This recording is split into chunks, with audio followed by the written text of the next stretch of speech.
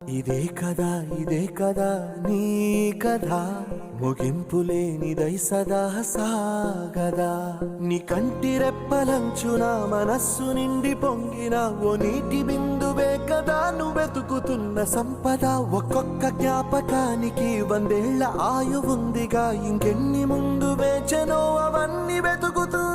పదా మనుష్యులందు నీ కథ మహర్షిలాగా సాగదా మనుష్యులందు నీ కథ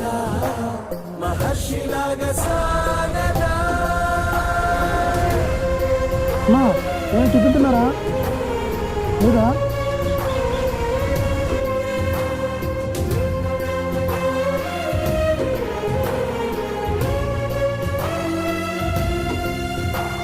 ఇదే కదా